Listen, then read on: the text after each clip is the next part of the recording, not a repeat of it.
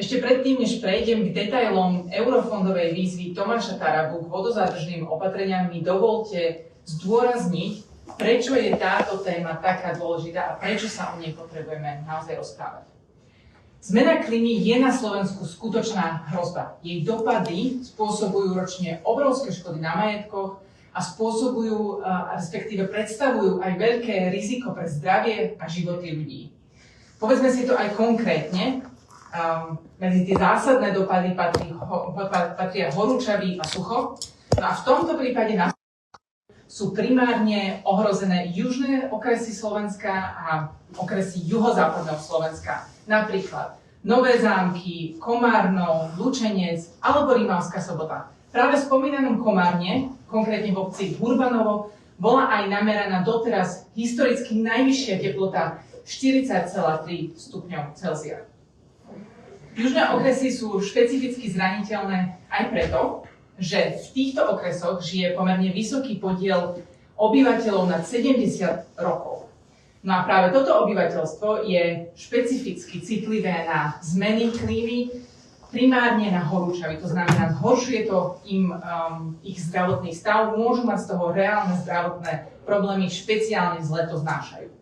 No a v južných okresoch máme aj ten problém, že zdravotná starostlivosť je horšie dostupná. Jednoducho tie vzdialenosti k najbližšiemu zdravotnému stredisku sú tam vyššie a toto celú situáciu zhoršuje. Keď sa naopak pozrieme na extrémnych zrážok, tak tam sú ohrozené prevažne okresy Severného Slovenska, konkrétne Kysucké Nové Mesto, Tvrdošín a Dolný Kubín. Ja som tento týždeň informovala o výzve Tomáša Tarabu z eurofondov na budovanie vodozádržných opatrení, ktoré majú riešiť a reagovať presne na tieto negatívne dopady na ľudské zdravie, na ľudský majetok. No ako sme si ukázali, namiesto toho tieto peniaze majú smerovať do súkromných rekreačných rezortov najväčších slovenských podnikateľov.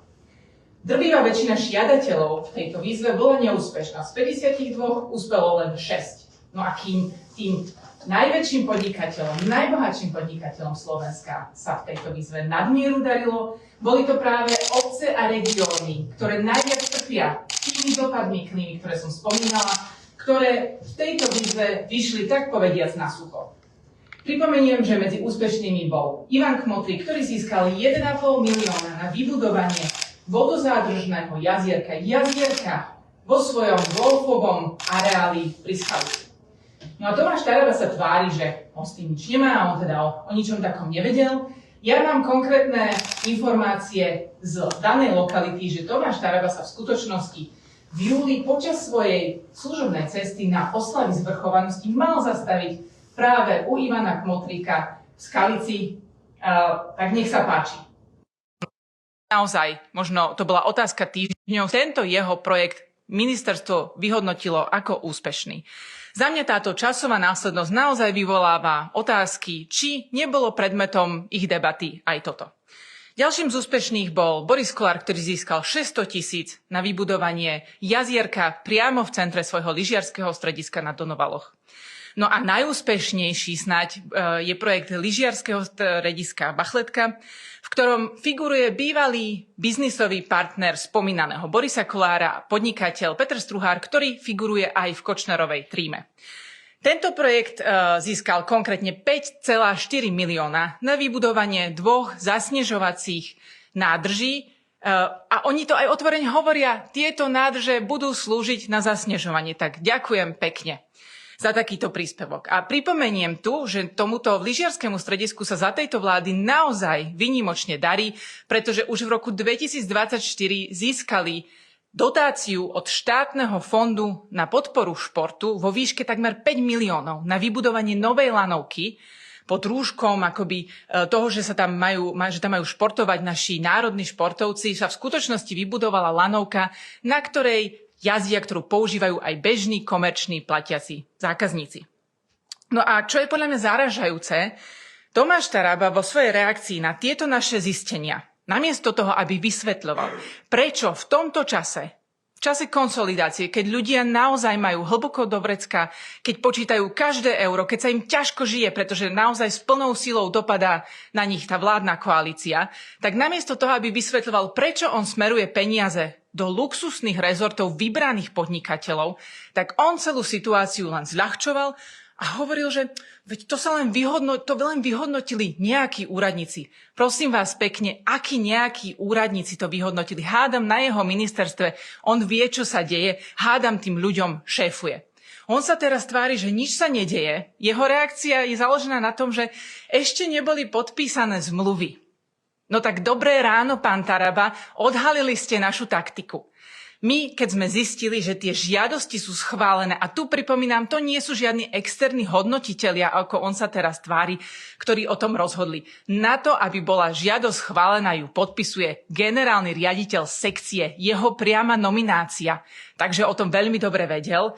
Takže žiadosti sú schválené, preto sme o tom urýchlene informovali, lebo tie zmluvy ešte nie sú podpísané a vieme tomu zabrániť. Presne preto. My ho predsa vyzývame na to, aby tie zmluvy nepodpisoval. No a to je opäť kľúčová záležitosť. Minister vo svojej reakcii ani slovkom nenaznačil, ani slovkom neprisľúbil, že on tie zmluvy podpisovať nebude, že on tú výzvu zastaví, prehodnotí, smeruje tie peniaze tam, kam ich naozaj treba. Pretože tie regióny a obce, ktoré tie peniaze naozaj potrebujú, ich nedostali. Uvediem zo pár príkladov neúspešných projektov, aby bolo jasné tá drzosť toho, ako dopadla táto výzva. Neúspeli napríklad vodozádržné opatrenie v meste Kysucké Nové Mesto, čo, ako som spomínala, je ten najviac ohrozený región z hľadiska extrémnych zrážok. Neúspel ani projekt Centra sociálnych služieb v Žiline, ktorý mal priniesť pozitívny efekt na osobu s nákladom 157 eur.